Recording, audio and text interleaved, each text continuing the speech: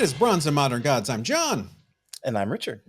Hey, welcome everybody. Here's our little show notes. You know what we say at the beginning of the show. Follow us on Facebook and Instagram at Bronze and Modern Gods. If you're watching us on YouTube, hit like, hit subscribe, tell a friend, tell your mom, tell an enemy, and leave us a review on your favorite podcast platform. New t-shirts with the new logo are now available in the shop.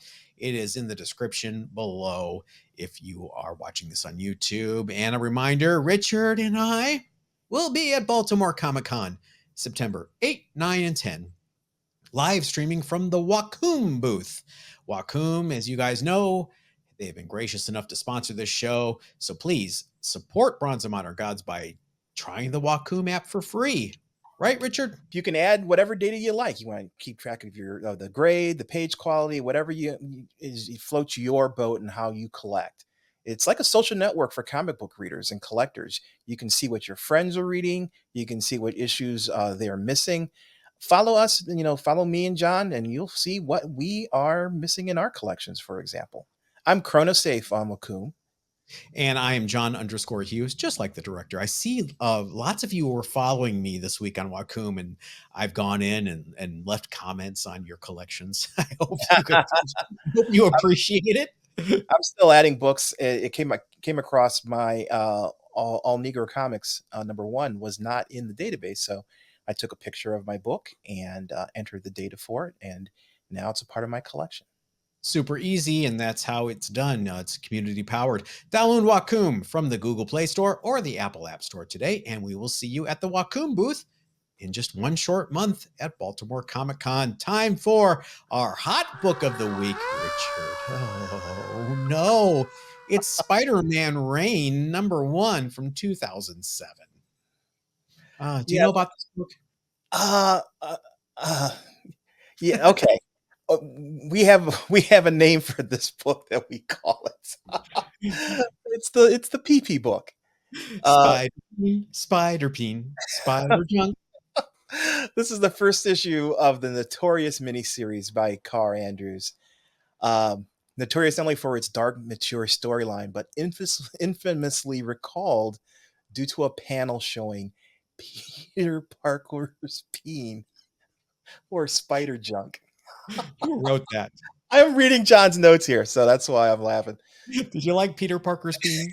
Yes, I did. And this is spiking this week thanks to Marvel's confounding announcement that Spider-Man Reign 2, a sequel, is coming in 2024. Richard, I wonder if we're going to get more gems in the sequel, like in the original series where Mary Jane died of cancer due to being exposed to Peter's web fluid, I guess is a good euphemism. Really? This is the storyline they wanted to promote in this. I just find it hard to believe. Where is Disney? Hey kids, comics. If you want one of these things, it's high grade raw copies are selling on eBay for about $12. I cannot believe they're doing a sequel to this. People hated this book when it was out. Did anybody like this book? Yeah, that's why I'm wondering, what's the purpose of this sequel? Are they just out of ideas for Parker stories? I don't know, but I mean, this was just, there was a furor online back in 2007. I remember this, and I guess I don't know, maybe they feel differently about it now. So if you want to play peekaboo with Peter Parker's pee-pee, here's your book. Get your Spider-Peen book, yeah. Time for a little show and tell. Richard, I can go first this week. Show and tell, just what it says on the tin. We're going to show some books and tell you about them. Books in our collection. Got this week thanks to, was it you or our mutual friend Forrest that texted me that this was on eBay? What? Venus. Oh, I did, because I saw it and I saw the condition of it and I thought it could be improved. You're right. This is Venus #9, and it is a 2.5 white pages on this, which is really unusual for a book from 1950. But it's never been pressed. It looks like it had some water damage somewhere along the line. There is a little chunk out of the front cover here. There's a bigger chunk out of the back cover down here. However, this staples are firmly attached. I don't think there's rust on them. I'm going to take a look. but this is definitely a book to crack press and resubmit. So I'm going to take a chance. Also, I'm going to try a little blue LED to try to remove some of the staining and see how this does. And if I can do this without it coming back restored with a purple label. It is low stakes on this one. I think it was 250. After everything, I made an offer on eBay, and I need another Venus off the list, and here it is, Venus number 9. Awesome. Yeah. I mean, if you see that book, I hope when you do press and clean it, you do a video on it, because I think that would be really informative. Fine, I got nothing else to do. Well, speaking of sharing the love, I saw that on eBay and immediately thought of you. Um, I have a book that you got me. It is Love and Oh, Rockets. Yeah. Love and Rockets 18, right? It's 18. Oh, sorry. Love and Rockets 24. This is a very rare book. The value of this, is eclipses most of the rest of the series. And but this is a great book. It's a collection for me. It's not a book that I'll ever probably sell. Um, you gave it to me because it has rusted staples. well,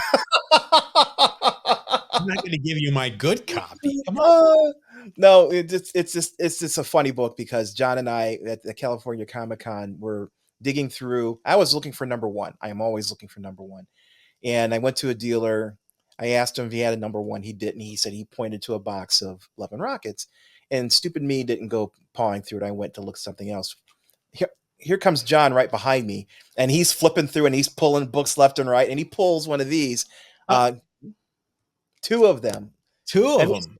these go for over $100 for this book, depending on condition. This black cover is notoriously difficult to get in high grade, so if you come across a high grade one of these books, it's amazing.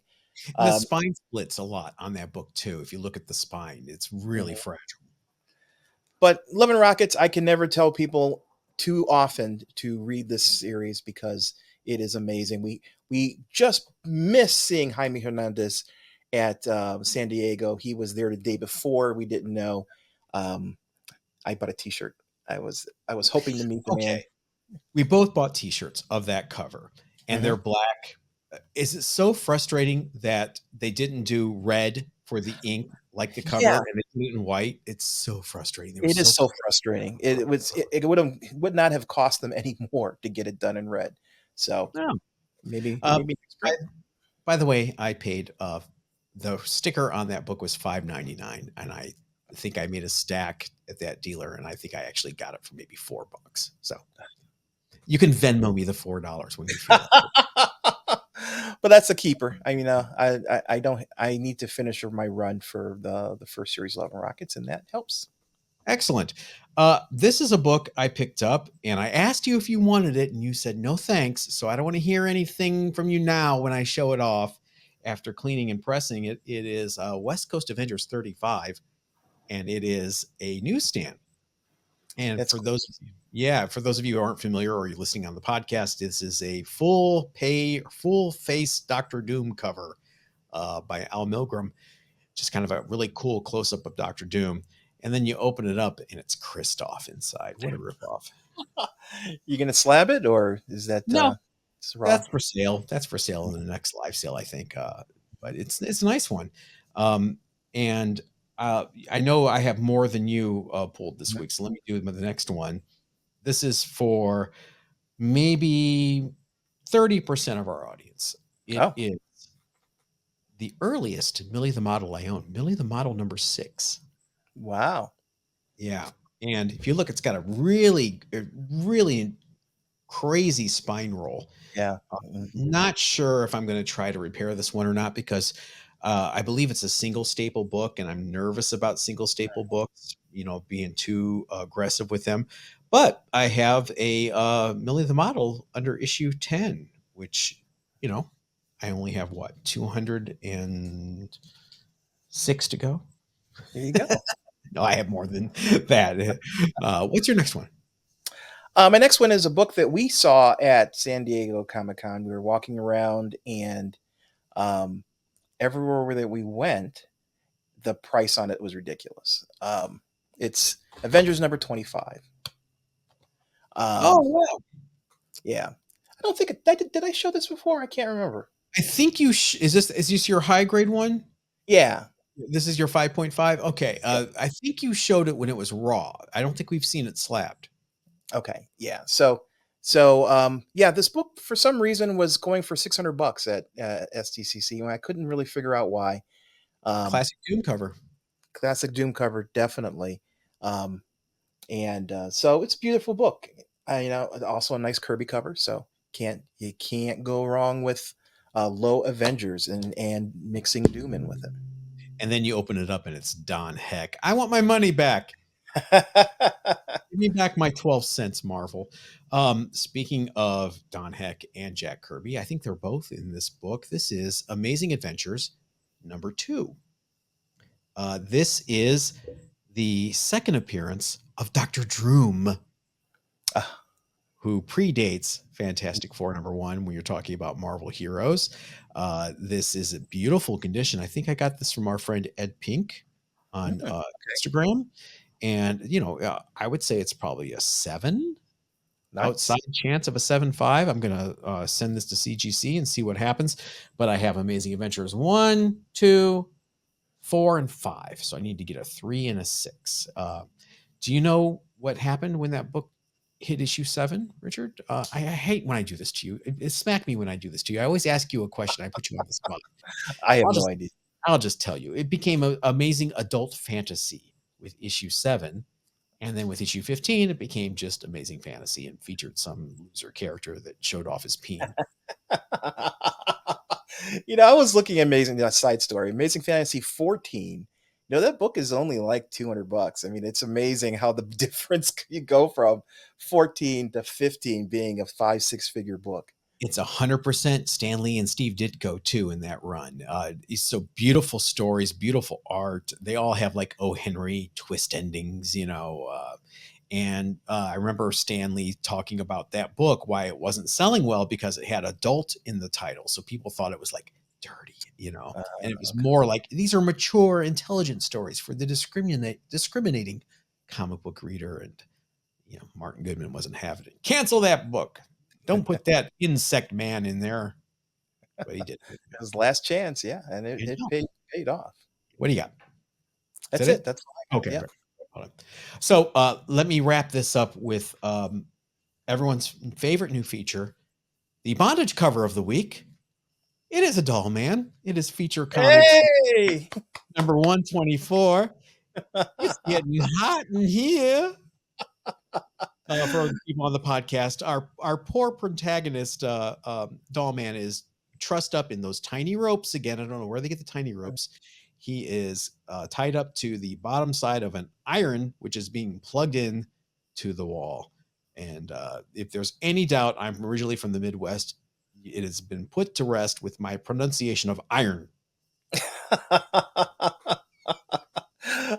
Those covers are just classic. They just speak to me in my comic book nerddom.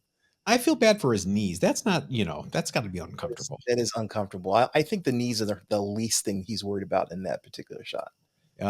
Again, no scene like this anywhere in the book. So if you're looking for to get your jollies from a story like that, you're going to be sorely disappointed. Time for viewer mail. You've got mail. I'll start off, Richard. This first piece of viewer mail comes from our email at bronzeandmoderngods@gmail.com from Matt Lofdahl, who writes, enjoying the shows on YouTube and the dynamic between your two personalities. A nice balancing act of styles and humor. How did you meet and get started? We always are asked about our origin story, Richard. You tell us. Let's see. I was a longtime comic book collector, and the comic book shop that I was going to closed, and I was looking for a new place to buy comics. Turns out that there was in the real close to me in the city next door in Elyria, there was a new comic book shop that opened that was actually in a butcher shop, and I thought that was unique. And I went in to look at comics, and I met John, and we started talking about books. I was buying books from him, and Yeah, that was 19. It had to be 87. Yeah, it has to be 87. Or Yeah, 88. because on a side note, John introduced me to the nightclub that I ended up spending a lot of my time for the next 5 or 6 years. And at that nightclub, I met my wife. So John is directly responsible for me meeting my wife of 24 years. A good So thing. yeah, it's a good thing. Just checking. Baker's Meats and Books in Lorain, Ohio. Oh, it was in On Lorraine? I thought it was in Lear. It was on the south side. Yeah, and I forget how I discovered. I think a friend of ours, Rob Townsley, told me about it, and I ended up shopping there. And I made friends with the owner, Neil Levitt, who was an amazing guy. Love you, Neil. Rest in peace. And he one day just asked me out of the blue, "Why don't you come run the comic book portion of Baker's Meats?" I said, "All right, I don't care." I was working part time at Wendy's at the time, so I took that on full time and built it up, and we ended up spinning it off into its own store. So it was a proper comic book store at one point, and then I joined the army. Yeah, you disappeared. We started hanging out, the two of us. We went out to this nightclub, Nine of The night Clubs. of clubs. Yep. And then you went off to the army, and I continued to go to the nightclub, and I continued to buy books. Not at Baker's Meats anymore. By that time, I had moved out to, I think I was buying from Fairview. Mhm. Um, yeah, and then you came back into town, and we hung out some. But then you moved you opened your store in Elyria. Yeah, Astonish Comics with an exclamation point. Astonish. But by that point, I was out of comics at that. I had my collection. I had put it away, and I was not following. We're in the '90s, Yeah. and I had stopped reading comics. I had gotten into that crazy thing called Magic the Gathering at some Oh, point, and every time I see the prices of those cards, what they go for nowadays. Oh, I used to play with 4 of those in my deck, and now they're $20,000 a piece. did you buy your first deck from me in my shop? No, I did not. I bought my first deck from The Keep in Illyria. I did come to your shop. You had them there, and I was uninterested in the. You had early cards like either I ordered or- them when they first came out. I ordered them. They sat in that display case for weeks, going on months. No one was interested, and I wish I had those cards now. My lord. Oh my goodness. Yeah, nothing will get you out of comics faster than running your own comic shop. Yeah, You'll when you want, turn a hobby into a business, that's typically this kiss of death. yeah, but luckily I came back around. So there's our origin story for all the new viewers, because there are a lot of new viewers. Yeah, welcome. Yeah, John and I have known each other since 1987, and it's been, we've got come in and out of each other's orbits over all that time, but we've always been friends and kept connected, even when we weren't physically close to each other, like we are now. Crazy part is we were both 2 years old. All right, what's your next piece of your mail? My first piece of viewer mail is a follow up from Manny Gelang.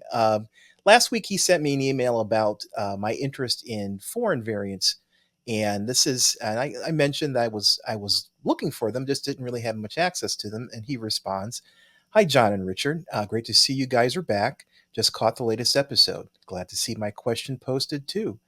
Richard, I found Ultimate Fallout number 4 foreign variants on eBay using these searches," and he lists a number of searches for uh, Russia, foreign, Brazil, and I pulled up a couple covers here, like the Brazil cover. It's got the same cover, but the title at the top is a bit different. Yeah. Italy, French, and Spain, and I've got the Spain cover. Now the Italy cover, I pulled up the 1 in 25 Dejevric variant for the Italian cover. Now I have seen this one quite often, as a matter of fact, because when people couldn't afford the original, the American version, they went to the Italian version because it's so close. If you don't read the red type underneath Ultimate Fallout, it looks very similar. It's got a different barcode, and under the Marvel logo, there's another box. So there are some minor differences. Remember, this is way before we had all the facsimile versions of this book. So this book goes for $600-700. You know, it's a rather expensive foreign variant. I have not seen a foreign variant for the 1 in 25 cover that was not Italian. So if there are Russian or Spanish or other variants out there for the 1 in 25, I would be really interested in seeing those too. But yeah, Manny, thank you so much for spurring me. I'm going to take a look at some of these books. I find it interesting that they they have the same feel, but they're slightly different. And of course, the text at the top varies dramatically from country to country. But I think it's cool. I love foreign books, and I need to get more of them into my collection. They all have that Panini logo. Panini, man, they must have rights every country. Good luck because they're tough. Thanks. My next piece of viewer mail is also from our email at bronzeofmoderngods@gmail.com, and it comes from A100, aka Jim. Just call him Jim. Hi, John.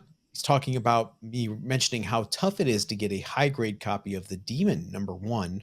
Mm. DC was using a rougher cover stock the month after the 1971-72 52 pagers ended, which includes Demon #1. These covers were a little more susceptible to mild tanning, which affects the grade in the highest grades. It sure does. And boy, you're right. That makes a lot of sense. Early 70s DCs were once considered by Overstreet and others to be of minimal value. For example, we were told that Shazam #1 existed in, quote, warehouses full of copies, unquote. Yep. Such disrespect led to careless handling for decades.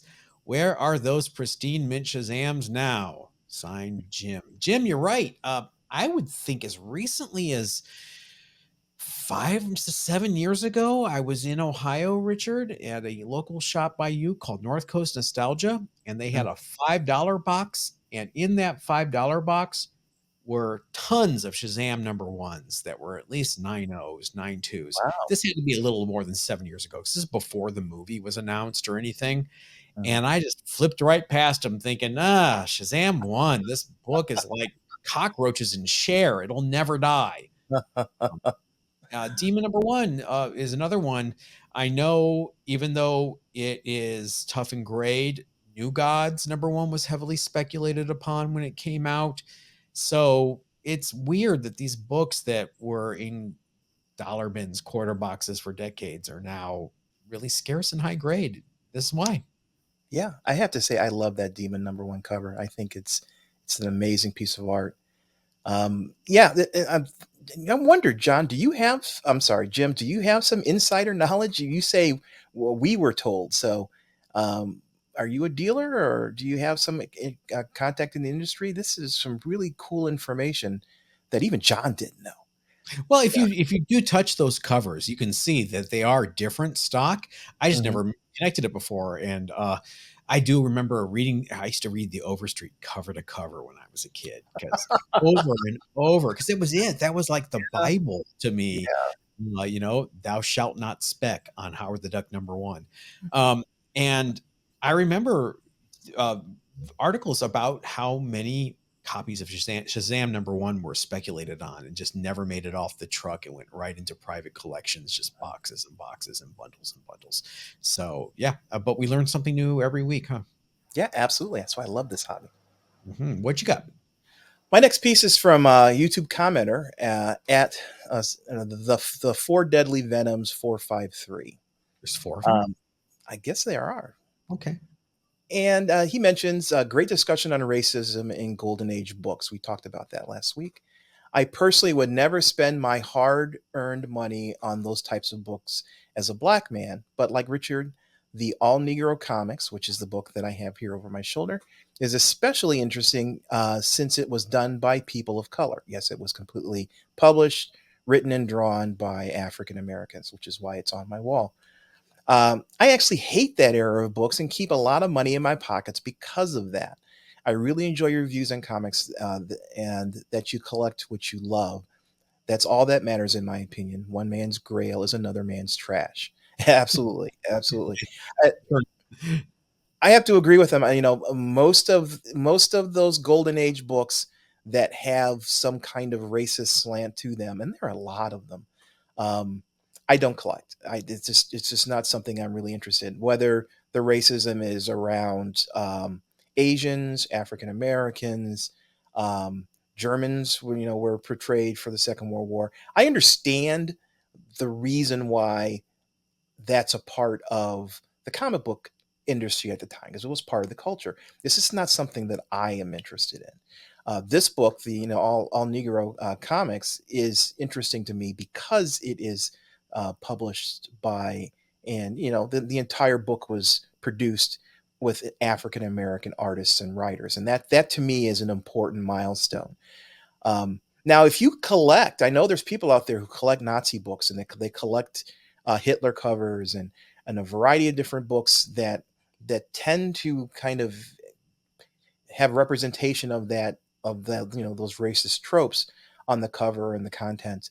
That's your thing. That's great. I don't say just like this commenter says, one man's grail is another man's trash. But the reason why I think they should not be forgotten, and there's that famous quote, um, those who cannot remember the past are condemned to repeat it.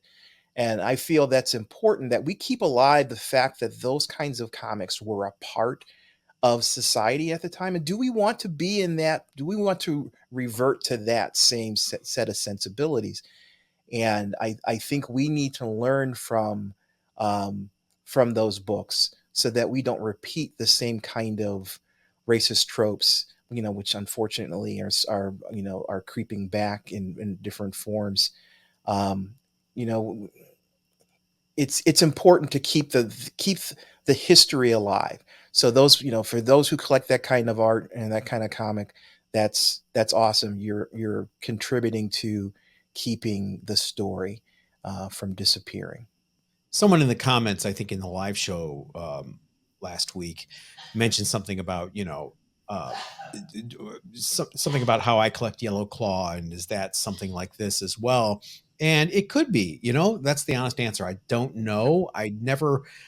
Maybe it's my privilege as a white guy. I never thought of it that way. The reason why I collect Yellow Claw, there's a few reasons. Um, I love 50s Marvel Atlas hero books like Young Men, Men's Adventures, Captain America, Submariner. I love that lost 50s revival where in Marvel Boy, where they tried to make heroes work again, superheroes work again after they fell out of fashion. Also, Yellow Claw was a Captain America villain when I was reading it when I was a kid. And to Mhm. find out he actually came from the 50s and he had his own comic book, that blew my mind when I read that in the Overstreet Price Guide as a kid. And I was like, I must have those Yellow Claw books. It's Mhm. like finding out the Red Skull had a series in the 50s. And I also love Agents of Atlas, and Jimmy Woo is a major part of Agents of Atlas, and I love the character of Jimmy Woo, even when he was a Shield agent in those Captain America stories with Yellow Claw. And I found out Jimmy Woo actually first appeared in that Yellow Claw series in the 50s. So this is all my apologistic way of saying that's why I collect Yellow Claw. I don't think you need to apologize for your, again, everybody collects for different reasons, and they tend to be very personal reasons. You know, and unless you're a pure speculator, you have some emotional connection to these comics, and whether they happen to have racist tropes as a part of their story is, to me, not important. To me, and we both always celebrate people's desire to collect what they love, as the four deadly venoms mentioned here. Collect what you love, because ultimately that's how you best serve your collection, and that's how you end up being happiest with your collection. Don't buy the hyped books. And if what you love and what connects you is books of a certain period, then you collect those and be proud of your collection. So whether it's Yellow Claw, whether it's Korean war books, it doesn't matter. If that's what drives you to collect, then do so. To me, it's an art form, and art needs to be appreciated regardless. White liberal guilt. Sorry. My next piece of viewer mail comes to us from bronzeandmoderngods at gmail.com from Michael DeSiena. I hope I got that right, Michael. Hi, John and Richard. Firstly, and not lastly, thank you again for creating a positive and engaging space for learning about comics. Oh, you're welcome. Thank Thank you. you. You are the only show I watch related to comics on YouTube at this point. Oh, I also want to say that your interviews with legends of the industry have been amazing, and recording these stories is critical. So thank you. We may have one coming up in the next month or so. One of my favorites recently was where you hopefully put to bed the fact that Whitman variants are truly first prints. Thank you, Jim Shooter, for confirming that. I unfortunately don't remember which episode it was, but I'm surprised that information has become more widespread in the community. I agree. My question and ask is I need help understanding what the deal is with a couple of Whitmans I've come across. They have the diamond indicator at the upper left corner, but they also have an actual newsstand barcode, not whited out or struck out. I thought Whitmans were only blank UPC boxes, hoping you could shed some light on what may have happened to these or if it's a normal thing.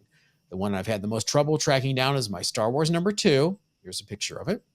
You can see the UPC code along with the Whitman box, the diamond, and Avengers 162 seems to be a bit more common. What would you use to comparison price them? Well, first of all, these are some of the very earliest Whitmans. The first ones were Star Wars. Star Wars, when it came out, was so massively huge that Marvel was taken aback. The industry was taken aback. So they immediately went back to press and did multiple reprints of these books. Some of them, the early ones, were polybagged. So the polybag actually has a UPC on it that covers this UPC. So they hadn't quite learned what they were doing yet in terms of differentiating this book. The diamond was supposed to do it. You'll see some later reprintings of Star Wars 1 through 6 have the word reprint in the Luke Skywalker box as well, with the UPC missing. So they were kind of feeling their way out. That Avengers 162 falls in that as well. That's one of the earliest Whitmans that were polybagged in a bag with a separate UPC. What they found out with the advent of the direct market and before that was people were taking this and trying to strip the covers and return it. And so they wanted to strike out that UPC to prevent that from happening. So there were no fraudulent returns. How would I comparison price them? That is the question. I would look at eBay sold prices and start from there and be honest about the conditions. Some of these Whitmans are super common. That, like you say, that Avengers 162, I see that one all the time. Some of the later ones are super uncommon. There are later Whitmans that have 40-cent price points, like Spidey Super Stories, that are almost impossible to find. And whenever I see those Whitmans, I grab those. But that hopefully explains a little bit of that. Awesome. What's your next piece of viewer mail? My next piece is another YouTube commenter. This is friend of the show, Frog Brawler. And we were talking about Cerebus 300 last week. I haven't ever read a Cerebus book, and I don't know anything about Dave Sim until this video, so I Googled his name and read a little bit. I was very impressed with his DIY approach and advocacy for self-publishing. Yes, at the time he was a trendsetter and blazed a trail for indie publishers for decades. I was also a fan of his views regarding copyright and public domain. Then I read his views on women. Make me a sandwich. His support of the 90s comic boom and other pretty awful things. I don't understand how one person would hold all the views he has concurrently. The very anti-capitalist open source public domain licensing of his characters doesn't jive with his supporting the comic boom of the 90s to me. Maybe I'm missing something. Seems like two different people. Perplexing. Well, in my perplexed state, I ended up doing the only natural thing I could think of and purchasing a copy of Cerebus 186 on eBay for $3.99. Good pickup. Yeah, the one advantage to the current state of Dave Sim is that you can buy a lot of these Cerebus books for a reasonable amount of money, barring issue number 1. But for the most part, a lot of them are reasonable. And I agree with you. I mean, the Dave Sim that I started reading, because I used to, very rarely do I read the letters to the editor's page in comics, but I used to read them for Cerebus because he had some really, really cool ideas and really neat insights into the behind the scenes things that he had to deal with, as a small publisher. And I found that really interesting. And his stories were creative. He started off again with this Cerebus, I'm sorry, this Conan type character, and it's a funny animal instead of a big giant barbarian. And his stories were tongue in cheek, and you're right up my line of humor. Wolveroach and all those characters were just really cool and very unique at the time. Um, None of the things that we see now, so I'm going to call them the I hate to call them negative point of view, but the other side of Dave Sim wasn't visible back then, and it didn't start until much farther into the run. And you could see, when you got to Mothers and Daughters and some of the other stories where the matriarchy was the enemy, and it got to be really, really negatively focused, saying only 1 out of 12 women are happy. And it just really started to, this other persona came out. And I do feel it's I don't know if he had some trauma or some revelation at some point in his life, and we talked about this in the earlier episode. But there does seem to be this strange change in personality. And by the time we got to the end of the run, it was ready to be done. I mean, I really don't think he had the support that he had initially. And he promised to go to 300, and he did. He's published some other books since then, and they have not been very successful, at least not as far as I've been able to follow, because a lot of them didn't. They People are expecting more Cerebus, and it was more of, I don't use the word screed lightly. It was a very opinionated storyline that just didn't really wasn't produced for an audience as much as to convey a point of view. So yeah, I agree with you. And I think they're two different people. And as always, I separate the art from the artist when things get problematic. You have to. I'm a big Morrissey fan, and so hey, got to separate the artist. Um, so in this case, it's something that you have to consciously do, um, because I don't like the Dave Sim that is the visible face of Dave Sim today, and that's unfortunate, because I really wish we had had that original artist who produced his own comics, along with the help of Gerhard, who is always underrated, I think, who did all the background for him. Great book, great story up until a point, and you can kind of see that pivot when it happens, and because all of a sudden you're hanging on, following the story, and then all of a sudden it kind of went off the rails. He bumped So, his head. do you have any insight on this, John? Nope. I just know. Have you tried to read Glamour Puss? I did, yeah. Um, Completely unreadable. yeah, yeah, Just plain unreadable. I tried for 4 issues as a fan, and man, like here's it's kind of Greg Landish. Here's a picture I traced off a magazine cover, but she's got cross-eyed and she's sticking her tongue out. It's funny, guys. What? yeah. He's done some one shots too that Yeah. they're just like you say, unreadable. And again, they're not published for an audience. They're published to tell a particular viewpoint that he feels is important. And that's fine. I think the public votes with their wallet on this. And anyway. Yeah. There you go. It ran for 28 issues. Can you believe that? You got one last piece of viewer mail too.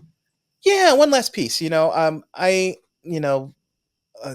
showed off my all Negro Comics #1. It's here up here on the wall behind me.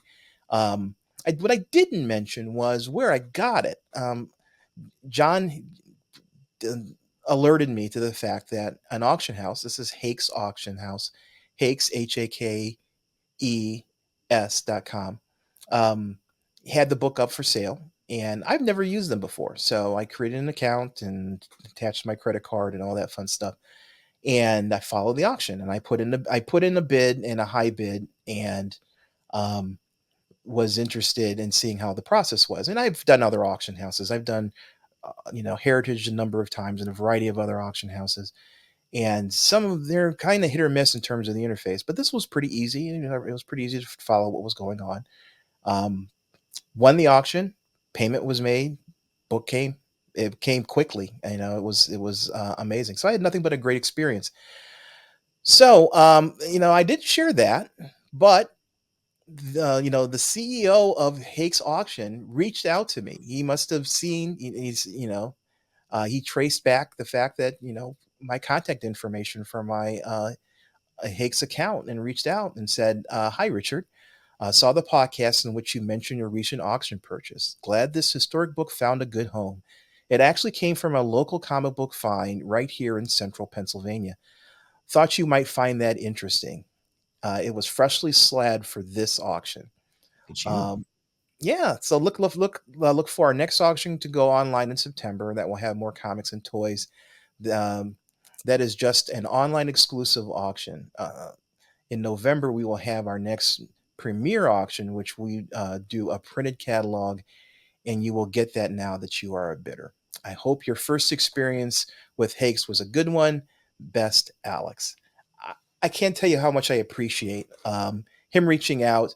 It shows a commitment as a company to follow the industry and follow a goofy little podcast like us, and actually reach out and give that information. So Alex, I really appreciate your outreach. You also offered to do an interview, which is something that I would love to do.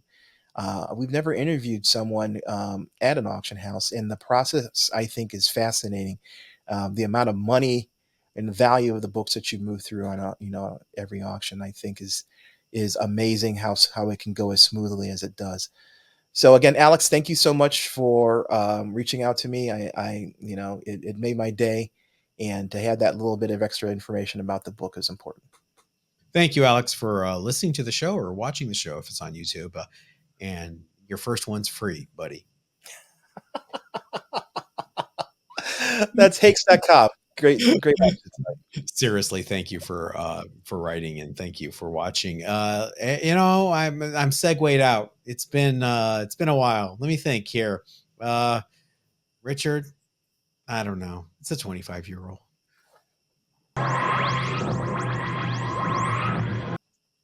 Lazy. Dean TV is going to yell at me for that one. I like this book today because there's some interesting stuff surrounding it. It is Jughead number 100. This is a milestone 100th anniversary issue for Jughead. Wait a second. No, this is only issue 100 from the rebooted run that started the renumbering again with number 187. Okay. Yeah, it's probably issue like 4 zillion if you add them all up together. What's interesting about Jughead 100 is it's kind of like the Archie universe's Crisis on Infinite Earths or Secret Wars. It's part one of a story that sees Riverdale High adopting school uniforms. That's why on this cover, Juggy's tossing his trademark hat in the trash bin. What the heck is that hat anyway? That hat hasn't been relevant since 1942. The sprawling crossover was continued in Archie number 467 and concludes in Betty number 57. Collect them all. Jughead 100 sells for about $4 on eBay. This Jughead run would end with issue 214 in 2012. I was surprised to see Jughead was reduced to bi-monthly status for the last 4 years. I guess things weren't going too well in Archie land. No, Archie's just, it's one of those titles that one of those universes that has had a longer lifespan than most comic book superheroes have had. It's just amazing how it stayed relevant, and to this day we still get Archie books, Riverdale books, and Dan Parent does work along with it, and I think it's really cool that the sensibilities have been updated from back in the days in the 1950s when it was soda shops and now, we've matured. The characters have matured as society has. I think it's pretty cool. They had to adapt or die. I mean, in the 70s, it was kind of a joke because they had not really updated themselves. There were attempts, with the Archies as a band and the groovy 60s feel. But Josie and the you Pussy. still Josie and the Pussycats. He was still driving a jalopy. He Mhm. still had that tic-tac-toe thing on his head, which as a kid I didn't understand. That was supposed to be like he, had a shaved head. Mhm. Uh, I'm like, why is there a tic-tac-toe thing on Archie's head? And he's still wearing that Riverdale sweater with the R on it. So, thank God Archie kind of at least adapted. And I think they actually leaned into the sexiness of Betty and Veronica. It's like, Mhm. all right, let's do some cheesecake here. Let's get Adam Hughes to do some variant covers. Smart move, Archie. Yeah, yeah, absolutely.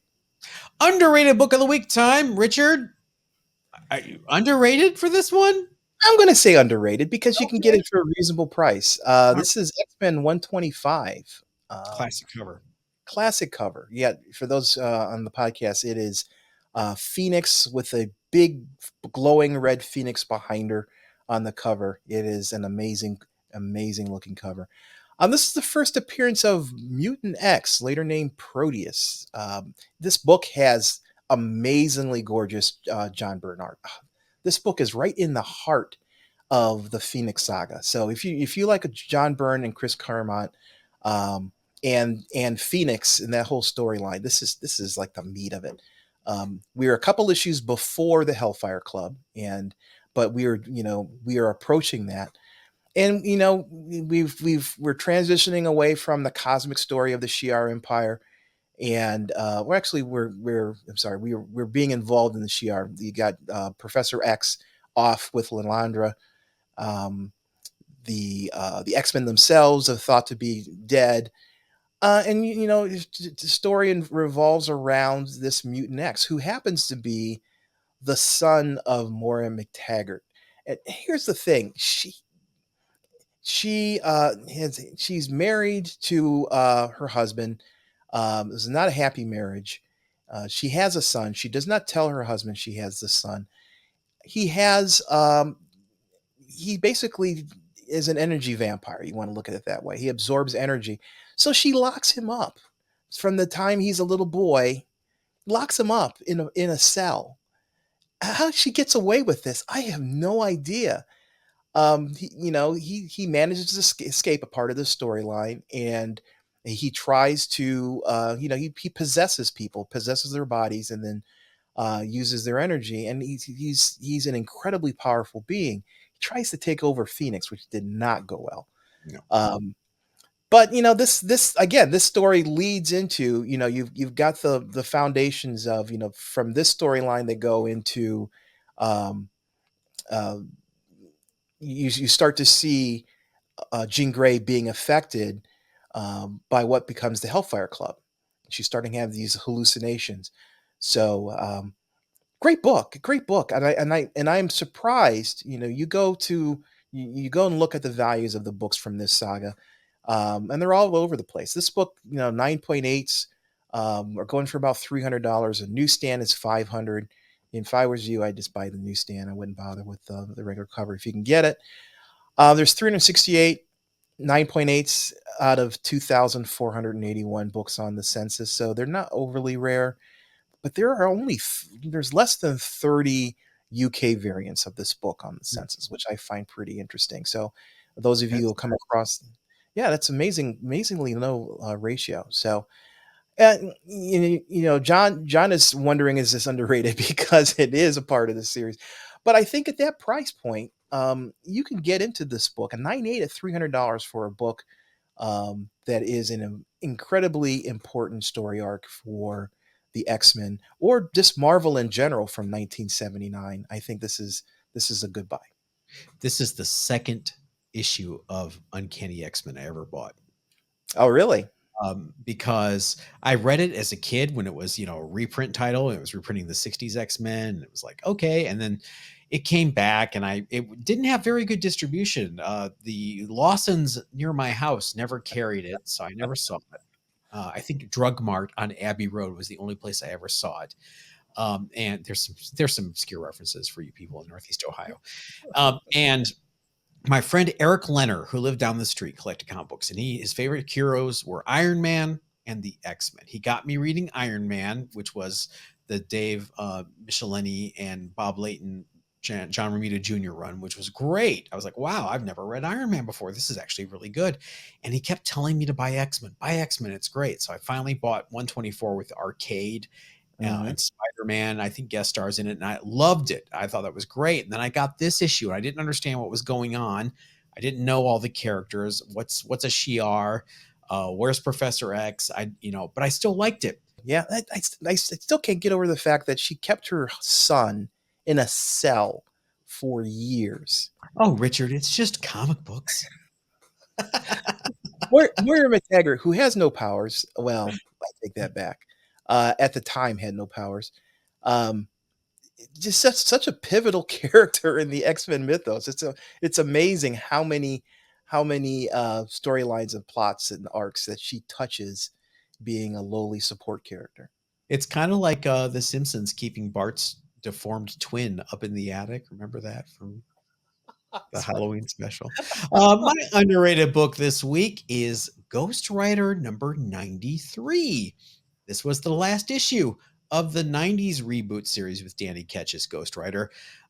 Ends in a major cliffhanger when Danny Ketch is killed. And it's going to wrap up next issue. Next issue is going to be the last issue, folks. We'll see you then. However, it never came. Issue 94 was meant to wrap up this storyline and the series, but Marvel in 1998 was at its lowest point financially, where they had a rule, an edict, where if a book was solicited and got less than 20,000 orders, it would not only be canceled, it wouldn't even be printed. So 93 had a print run of 18,291 copies. So the decision was made, above the objections of editorial and everyone else, that 94 is just never going to be printed. We can't even afford to print it, you guys. So the storyline just hangs there in the balance. It would eventually see print in 2007 as Ghost Rider Finale #1, which reprinted this issue, 93 and 94, giving people a nice little wrap up. They tried everything to save this book at the end. They brought back Javier Soltaris, the original artist that launched the book, Mark Teixeira on inks. It was just too little too late. Raw copies of Ghost Rider 93 just this month have sold on eBay around $60, which is, it's expensive. It's a tough book to find, especially in grade. There is one single sale of a CGC 9.8 way back in 2016 for $75.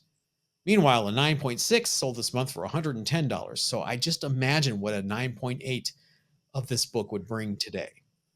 I have to say, I am pleasantly surprised that Marvel actually went to the effort of producing Ghost Rider Finale to put an end to that storyline. That's impressive. You say that like it's a nice thing. It took them 10 years to do it. But they didn't have to. I mean, you know what I mean? The story was done. The print run was done. To finish and close and give closure to the readers, I think, is a good thing. I know that Tom Brevoort was the editor of Ghost Rider when this happened, and it was like the early days of AOL and things like that, and people were furious. Well, 18,291 people were furious that this conclusion was never going to happen, and Tom kept saying, maybe someday guys will print it, maybe someday guys will print it, and he, to his word, he got it printed. So there you go. A very strange ending to the Danny Ketch era of Ghost Rider. But it has closure. I love closure. Somewhat, yes. Speaking of closure, how's that for a segue? It's the end of the show, Richard. Yeah. Follow us on Facebook and Instagram at Bronze and Modern Gods. Hit like, hit subscribe if you're watching on YouTube. We really, truly appreciate it. And we will see you next time. Everybody, stay safe.